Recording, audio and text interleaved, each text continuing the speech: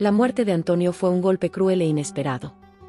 Casados por 30 años, nuestra relación era más que una simple unión, éramos compañeros en todas las dificultades de la vida. A pesar de enfrentar momentos difíciles, especialmente en los últimos años, nuestro amor nos mantenía fuertes. Cuando a Antonio le diagnosticaron una enfermedad terminal, comenzamos a vivir cada día como si fuera el último.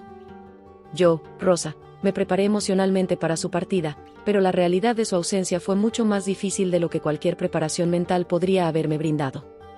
Organizamos el funeral con el corazón pesado, pero también con el deseo de que las personas que lo amaban estuvieran presentes para rendirle homenaje. Después de todo, Antonio fue un hombre generoso, siempre dispuesto a ayudar a los demás, especialmente a su familia. Sin embargo, para mi sorpresa y profunda decepción, ninguno de ellos apareció. Su hermano mayor, Mateo, envió un mensaje diciendo que estaba en un viaje importante de negocios y que no podía posponerlo. Su prima Clara, que siempre estaba presente en las fiestas y celebraciones, envió un mensaje corto, alegando que estaba ocupada con compromisos profesionales.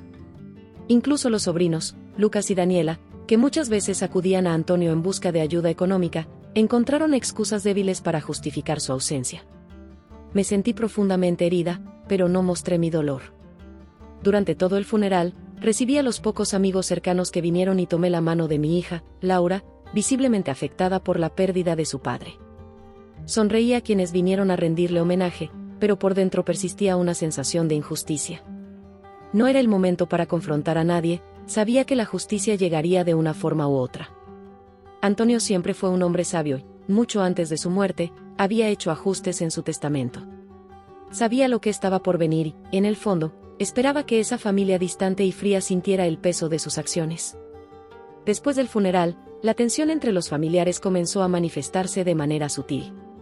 Aunque no habían asistido a la ceremonia, empezaron a buscarme, cada uno a su manera, con preguntas disfrazadas sobre el testamento de Antonio. Mateo fue el primero en llamar, con voz apagada y formal, preguntando cómo estaba manejando la pérdida, pero claramente tratando de descubrir cuándo se leería el testamento. Siempre fue un hombre ambicioso, y su ausencia en el funeral ahora era una sombra incómoda que flotaba sobre nuestras conversaciones. Clara, más directa, envió un mensaje preguntando si Antonio había dejado alguna instrucción específica sobre su herencia, mencionando de manera casi casual que esperaba que él se hubiera acordado de ella y de los otros primos. Esta repentina preocupación por la fortuna de Antonio me disgustaba. Mientras yo aún estaba de luto, lidiando con el dolor de perder a mi esposo, esos parientes, que se habían distanciado emocionalmente de él, ahora aparecían interesados solo en lo que podían obtener. No era una sorpresa para mí, pero aún así dolía ver cómo la codicia prevalecía sobre el respeto y el amor familiar. Sin embargo, Antonio había sido cauteloso en los últimos meses de su vida. Me confió que temía la reacción de sus familiares después de su muerte, ya que sabía que muchos de ellos lo veían solo como una fuente de beneficios financieros. Por eso, tomó una decisión valiente y justa, revisó su testamento, retirando cualquier herencia de aquellos que no demostraron una verdadera consideración. Redirigió la mayor parte de su fortuna a causas benéficas, como el hospital infantil donde nuestro hijo había sido tratado años antes, y a amigos que estuvieron a su lado en las adversidades. Esta decisión no fue compartida con la familia.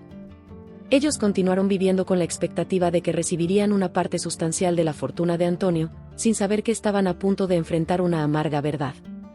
Cuando llegó la mañana de la lectura del testamento, todos se reunieron en la oficina del abogado, Rafael, esperando ansiosos la confirmación de sus esperanzas. La sala estaba llena. Mateo y Clara se sentaron al frente con expresiones tensas y llenas de expectativa. Lucas y Daniela, jóvenes e impacientes, susurraban entre sí, ajenos a la solemnidad del momento. Rafael, el abogado de confianza de Antonio durante más de 20 años, entró en la sala con una expresión seria, colocando una pila de papeles sobre la mesa. Hizo una pausa antes de comenzar la lectura, como si quisiera preparar a los presentes para el impacto que se avecinaba. Estamos reunidos aquí para la lectura del testamento de Antonio García, quien falleció recientemente. Como su abogado, debo decir que todas las disposiciones fueron cuidadosamente redactadas y revisadas de acuerdo con las leyes vigentes. Ahora, sin más preámbulos, procederé con la lectura. Mateo se inclinó hacia adelante, con los ojos fijos en los papeles, mientras Clara cruzaba las piernas y fingía una indiferencia que no convencía a nadie. Rafael comenzó a leer las palabras de Antonio, y el silencio se estableció en la sala.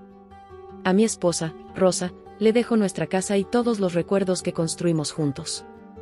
Ella fue mi pilar en la vida, y deseo que siga viviendo con comodidad y seguridad. También le dejo algunas propiedades a su nombre y el 6% de mi patrimonio para mis hijos, que será dividido equitativamente. Los ojos de Mateo brillaron de ansiedad mientras Rafael continuaba.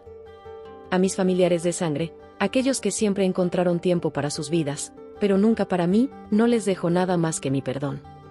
Que sigan con sus vidas como lo hicieron en vida, sin preocuparse por el peso de mi herencia. A aquellos que siempre estuvieron presentes, aunque no compartan mi sangre, les dejo mi gratitud y los frutos de mi trabajo. El resto será para instituciones de caridad a las que en vida contribuí. El asombro fue inmediato. Mateo estaba en estado de negación.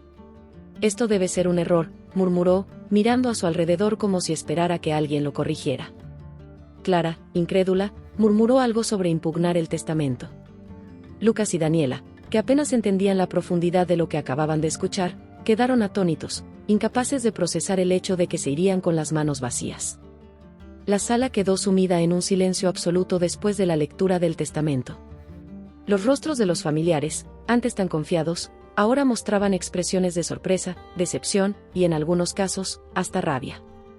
Mateo se levantó de golpe, echando la silla hacia atrás, incapaz de aceptar lo que acababa de escuchar. «Esto no puede ser verdad», exclamó, intentando esconder su frustración tras una fachada de dignidad herida. Clara, con el rostro rojo de indignación, intentó discutir con Rafael, insistiendo en que algo debía estar mal, que Antonio no habría hecho eso. Pero Rafael, siempre profesional, se mantuvo firme. El testamento fue revisado y registrado legalmente. No hay error. Los sobrinos, Lucas y Daniela, quedaron paralizados, sin saber qué hacer ni qué decir. Ellos, que nunca le dieron verdadera importancia a Antonio en vida, ahora se encontraban sin nada. La expectativa de heredar una fortuna se desvaneció en un instante. Yo, Rosa, observé todo en silencio. Ya sabía lo que estaba por venir y, de algún modo, sentí que Antonio había hecho justicia incluso después de su muerte. Sabía que aquellos que lo abandonaron en vida no merecían su herencia, y su última acción fue un reflejo de su profunda comprensión de lo que realmente importa. Mientras los familiares salían uno a uno, murmurando en frustración y disgusto, me quedé sentada, tranquila.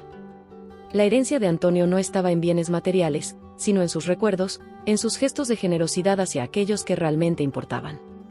Su legado ahora estaba en manos correctas, instituciones que harían buen uso de su fortuna y amigos que lo amaron por quien era, no por lo que poseía.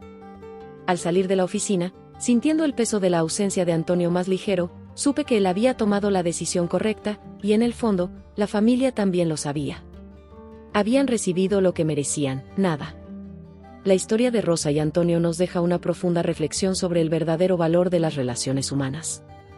A veces, en momentos de dolor y pérdida, se revela la esencia de las personas a nuestro alrededor.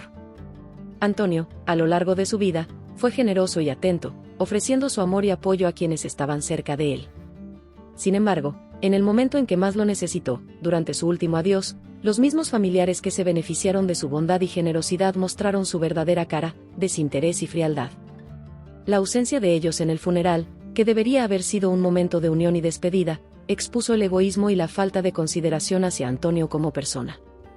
La mayor ironía es que, en su expectativa de recibir algo material, se olvidaron de lo más importante, el legado de amor y presencia que Antonio dejó a quienes verdaderamente lo amaron. Su decisión de dejar la herencia a quienes lo merecían y no a aquellos que lo negaron es una poderosa lección de que el valor de una persona no está en lo que puede dar en términos materiales, sino en lo que representa. Rosa, por su parte, demostró una fuerza admirable. No necesitó de palabras duras ni de confrontaciones. Su silencio, su dignidad, y su confianza en las decisiones de Antonio fueron suficientes para mostrar que el verdadero tesoro no estaba en el dinero o los bienes dejados atrás, sino en el amor compartido entre ellos. Y es esa lección la que queda: las personas que realmente importan en nuestra vida son aquellas que están presentes en los momentos más difíciles. Lo que dejamos como herencia va mucho más allá de lo tangible. Esta historia nos recuerda que la vida es demasiado corta para vivirla solo con expectativas materiales. Lo que realmente vale la pena son los lazos que construimos, el respeto que cultivamos y el amor que ofrecemos. Al final, lo que permanece no son las posesiones, sino los recuerdos y el impacto que tuvimos en la vida de quienes nos rodean. Después de la lectura del testamento y la tormenta de emociones que dejó, los días siguientes fueron una mezcla de paz y pequeñas confrontaciones sutiles. Aunque la mayoría de los familiares, especialmente Mateo y Clara, evitaban hablar directamente conmigo, sus mensajes y miradas eran claras señales de su descontento. Laura y yo intentamos recuperar la calma en casa, tratando de adaptarnos a la nueva realidad sin Antonio. Cada rincón de la casa evocaba recuerdos suyos, desde su sillón favorito hasta el jardín que tanto cuidaba. Había una tranquilidad en saber que, en vida, Antonio había tomado decisiones basadas en su amor y en su sentido de justicia, pero no podía evitar sentir que, en parte, la familia no estaba dispuesta a dejar el asunto en paz. Un día, mientras estaba organizando algunos documentos, recibí una llamada de Rafael, el abogado de Antonio. Su tono era serio y, después de unas palabras formales, me comunicó que Mateo había decidido presentar una demanda para impugnar el testamento, argumentando que Antonio había actuado bajo presión o no estaba en pleno uso de sus facultades cuando lo redactó. Aquello me causó un profundo pesar, aunque no sorpresa. Era una jugada predecible de Mateo, quien había mostrado ambición incluso en los momentos más tristes. Rafael me aseguró que, en el aspecto legal, el testamento estaba protegido y que Antonio había sido meticuloso al revisar todos los detalles. No obstante, la familia tenía derecho a intentar impugnarlo, y eso abriría una nueva etapa de conflictos que, aunque predecible, sería desgastante. Laura, que había estado escuchando mi conversación con Rafael, se acercó y me abrazó. Con una madurez que me sorprendía, me dijo: «Mamá, papá hizo lo correcto, y lo sabes. Pase lo que pase, vamos a mantenernos firmes. No estamos solas, él nos dejó todo lo que realmente importa». Con esas palabras, sentí una calma renovada. Durante años, había sido la esposa de Antonio, su apoyo y su compañera. Ahora, debía ser fuerte no solo por mí, sino por el legado de amor y justicia que él había dejado. En los días que siguieron, Mateo y Clara intentaron contactarme varias veces. Me enviaban mensajes e incluso llegaron a aparecer en la puerta de la casa con pretextos varios. A pesar de sus insinuaciones y su aparente interés en resolver el asunto de forma amistosa, dejé claro que no cedería ante sus demandas. Sabía que Antonio, de alguna manera, había previsto todo esto y que mi deber era honrar su voluntad y su memoria. Un par de semanas después, el caso fue finalmente llevado a la corte. Rafael me acompañó en todo momento, guiándome y dándome la tranquilidad de que, pase lo que pase, la decisión de Antonio estaba en terreno firme. Las audiencias fueron tensas y agotadoras. Mateo y Clara, en su testimonio, intentaron retratar a Antonio como una persona vulnerable y manipulable en sus últimos días, algo que quienes lo conocieron sabían que no era cierto. Finalmente, después de semanas de incertidumbre y discusiones legales, el juez dictó su sentencia. Con firmeza, declaró que el testamento de Antonio era completamente válido, respaldando así su última voluntad y desestimando cualquier intento de impugnación por parte de sus familiares. Al escuchar el veredicto, sentí una paz indescriptible, era como si Antonio mismo estuviera presente, asegurándome que habíamos superado esta última prueba juntos. Mateo, Clara, Lucas y Daniela abandonaron la sala visiblemente abatidos, pero esta vez sin la arrogancia ni el interés que los había acompañado desde el inicio.